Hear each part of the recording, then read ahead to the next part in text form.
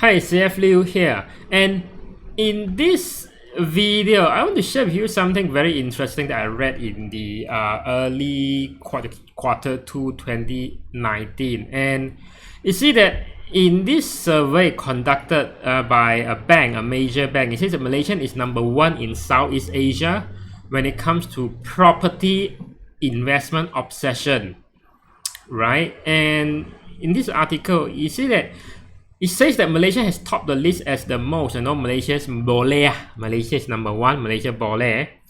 And it says that Malaysia has topped the list as the most property obsessed country in Southeast Asia. Globally, the country is fourth. So in Southeast Asia, Malaysians are number one. So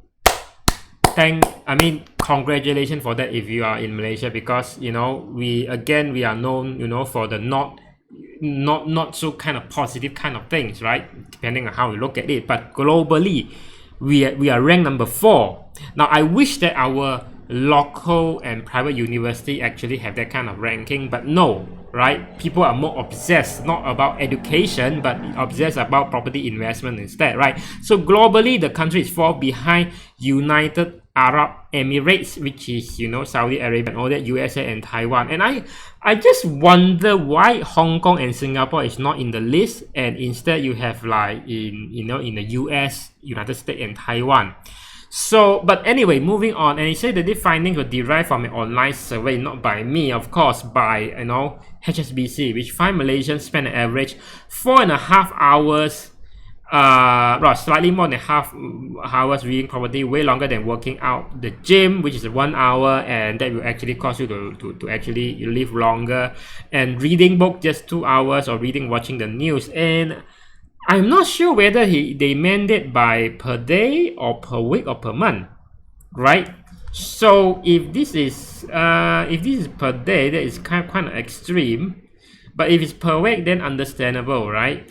And among them, they say more than a quarter, 26% of Malaysians are extreme property addicts who spend between 7 to 9 hours searching for the property online, with about 1 in 5 of them spending more than 10 hours reading property magazine. Again, I'm not sure that is on a per day, per week, or per month basis. But still, right? Still, that is quite a lot of hours actually so-called wasted to actually research. Now, one thing you have to understand is, when it comes to investment, sometimes it's not about doing more research then you'll perform better, because there are so many factors that you cannot control, right? For example, the depressed rental market. For example, if the area that you're researching the property and you have a very good nice location and whatnot, and then 2 years down the road, whatever good view you have from an apartment, and then in front of that there's another high-rise that actually came up, new project, and actually block your view, that means that your apartment or your condo might not have a very good view anymore, and therefore if you're an investor, you thought you can sell it because the premium there is the view. So without that, you actually your property are getting devalued. So moving back to here, globally they say 6% of people are extreme property addicts, defined as those who spend 7 hours a week reading original property. About half of them check the value of the property every month. That is absolutely crazy, I would say, right? Why do we want to do that, right? And the survey found that extreme property addicts are twice likely to delay marriage and babies to get on the property ladder.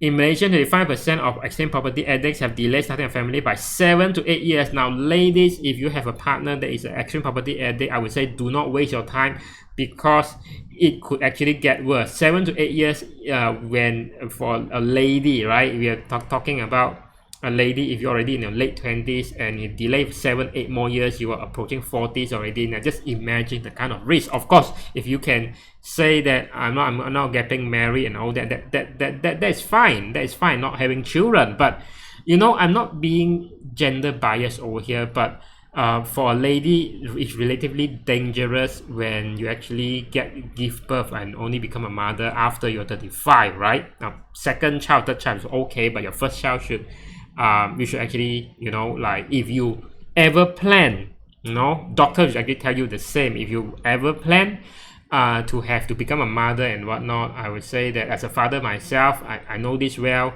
it's best to do it before 35, right?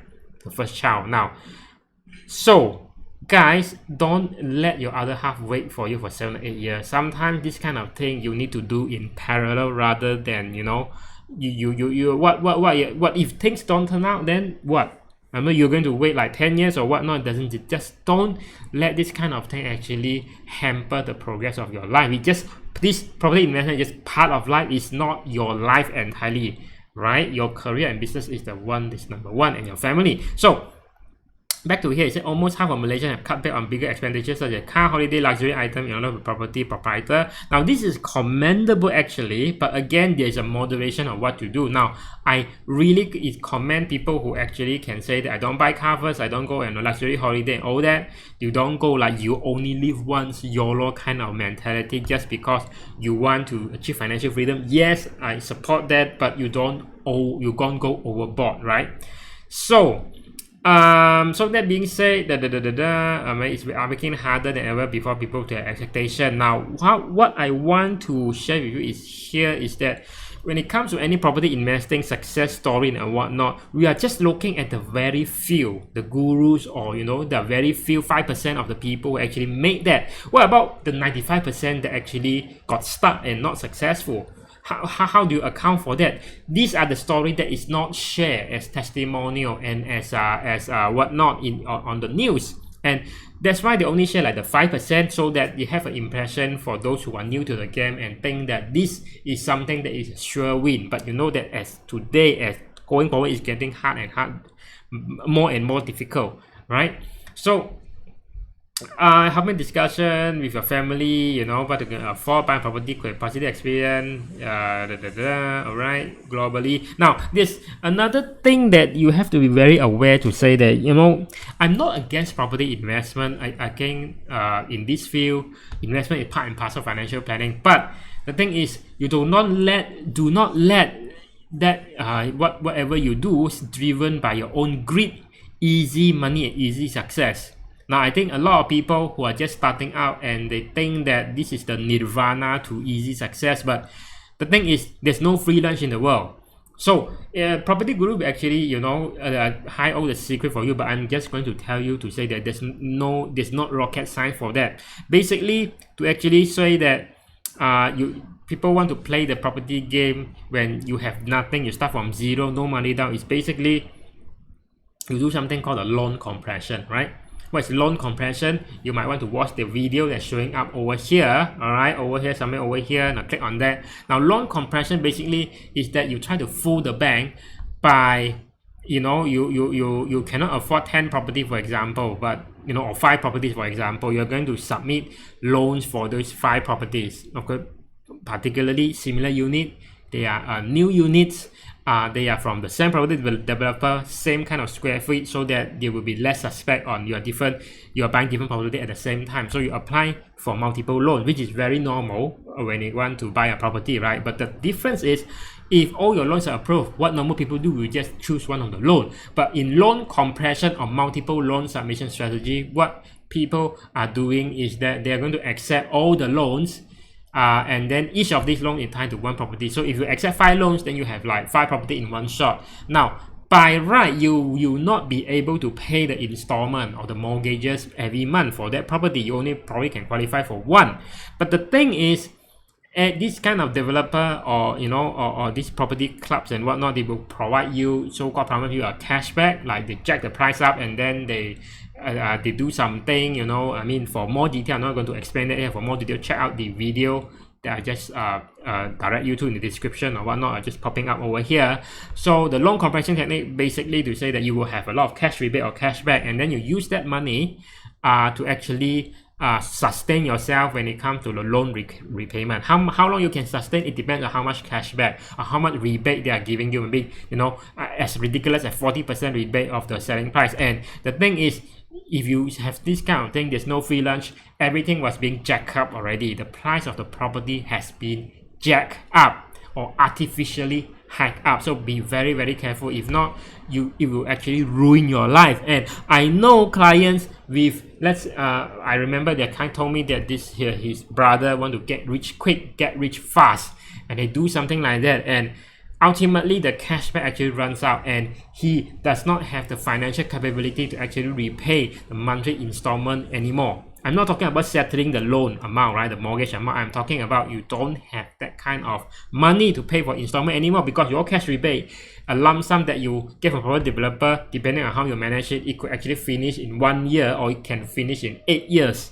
So when that happens, you do not have enough money and you default on your payment, bank is going to say that, look, okay, we are going to take, you default on your payment, we are going, unless you pay, we are going to declare you bankrupt, we are going to actually lay along your house, right? Take over your house. So, and that's kind of thing, a lot of things that doesn't go into news is not featured in the Property Guru seminar testimonial, and that actually ruined a lot of life.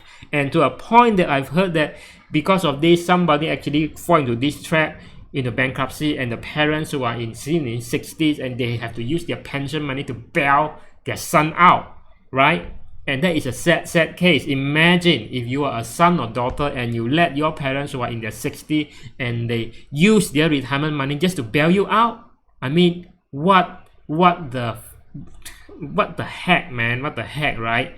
It's not supposed to be like that. So instead of you trying to achieve success, achieve easy money fast, it actually, you know, turn you back into square one. Okay, or even worse than square one. So this kind of property obsession that I just told you about, well, it is very funny to look at this article and read this article, but actually it ruins a lot of life, right? Don't let it be you or your family members, right? And who is to blame? Who to blame? Is it you blame property gurus, or because you need property, you blame property developers that need to sell the units? Now, it's a purely capitalist world, right? You have now no one to blame because property developer, they are strictly business. Property guru is strictly business. You actually willingly pay them and enroll in their program or in their insider circle where they can sell you. But the thing is, no one is forcing you, okay, to actually sign to buy this, and don't let this influence you without knowing the risk. Now, if you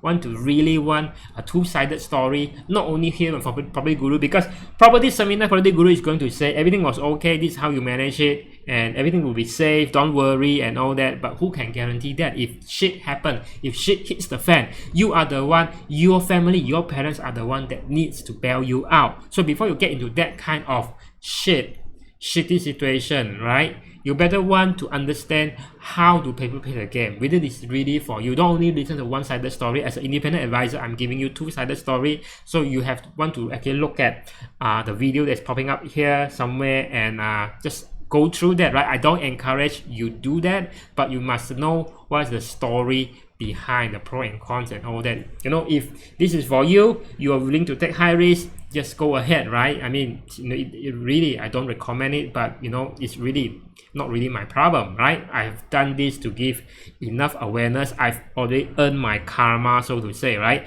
So to a certain extent, the situation has become so worse until there are certain projects or certain honest agents or whatnot or property developer that want to actually sell their units, and then the first thing people ask is, don't have cashback, you know, don't have discount, right? Because this is the mentality that a lot of people are in. No cashback, no discount, no good, no, don't want to buy.